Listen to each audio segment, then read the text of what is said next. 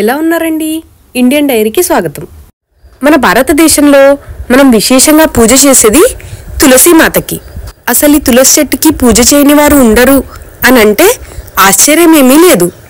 అలానే చాలామంది ఇంటి నుండి బయటికి బయలుదేరేటప్పుడు ఈ తులసి చెట్టు మొహం చూసి దానికి దండం పెట్టుకొని బయటికి బయలుదేరుతారు. ఇలా మన భారతదేశంలో ఈ తులసి మాతను పూజించే వాళ్ళు కోట్లల్లో ఉన్నారు. అయితే ఈ తులసి చెట్టుల్లో ఎన్నో రకాలు ఉన్నాయి.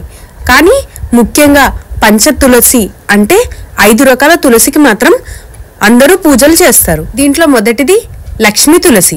కనిపిస్తుంది కదండి, ఇది చిన్న చిన్న ఆకులతో ఇలా పచ్చ రంగులో ఉంటుంది. ఈ రకమైన తులసినే ఎక్కువగా అందరూ ఇంటి ముందు కుండీలో పెట్టుకుంటారు.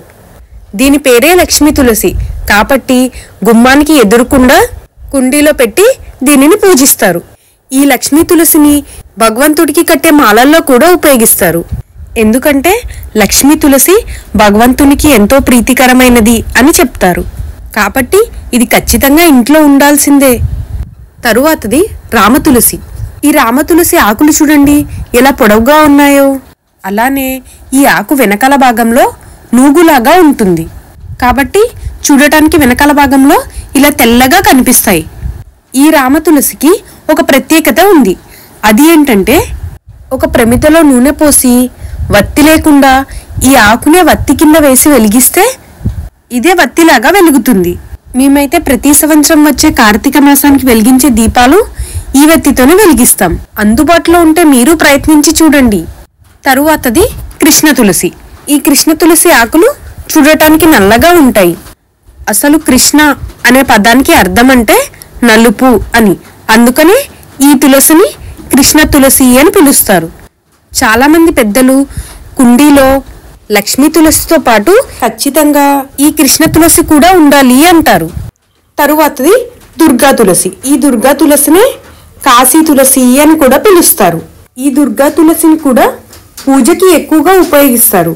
ఈ ఆకులు చూడటానికి ఇలా చాలా పెద్దగా ఉంటాయి. మనం లక్ష్మీ తులసి ఆకులు 4-5 తింటూ ఉంటాం కదా, అలాగా ఈ ఆకు గనుక ఒక్కటి తింటే సరిపోతుందండి. అసలు ఈ దుర్గా తులసిని కాశీ తులసి అని ఎందుకు పిలుస్తారు అని చూస్తే ఈ తులసి కాశీ ప్రాంతం నుండి ప్రసిద్ధి చెందింది కాబట్టే దీనిని కాశీ తులసి అని పిలుస్తారు. తరువాతది కస్తూరి తులసి. ఈ తులసి ఆకులు చూడండి చాలా చిన్నగా ఉంటాయి అన్నమాట. అలానే దీని ఆకులు కొద్దిగా మింట్ వాసనలాగా వస్తాయి. అందుకనే ఈ కస్తూరి తులసిని మింట్ తులసి అని కూడా పిలుస్తారు. ఈ తులసిని ఎక్కువగా వైద్యంలో ఉపయోగిస్తారు. అలానే కొంతమంది కిల్లి వేసుకునే అలవాటు ఉన్నవాళ్ళు ఇది మింట్ వాసన ఉంటుందని కిల్లీలో ఈ ఆకును ఉపయోగిస్తారు. చూశారు కదా, ఇదే అండి మేము ఇంట్లో పెంచుతున్న తులసి తోట.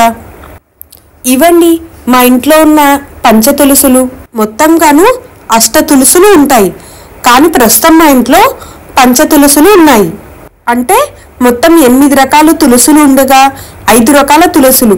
అవి లక్ష్మీ తులసి, దుర్గా తులసి, రామ తులసి, కృష్ణ తులసి, కస్తూరి తులసి.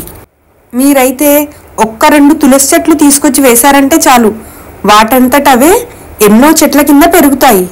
అలానే రోజు ఉదయం 1-2 ఈ తులసి ఆకులు తిన్నారనుకోండి, ఎన్నో రకాల ఆరోగ్య సమస్యలకు మనం దూరంగా ఉండొచ్చు. మరి మీ ఇంట్లో మీరు ఏ రకమైన తులసిని పెంచుతున్నారు, దేనికి పూజ చేస్తున్నారు అనేది కామెంట్ చేయండి. నా ఛానల్ని సబ్స్క్రైబ్ చేసుకోరా అండి ప్లీజ్. అండ్ అలానే నోటిఫికేషన్స్ ఆల్లో పెట్టుకోండి. అండ్ లైక్ చేయండి, షేర్ చేయండి, కామెంట్ చేయటం మర్చిపోకండి. థ్యాంక్స్ ఫర్ వాచింగ్ అండి.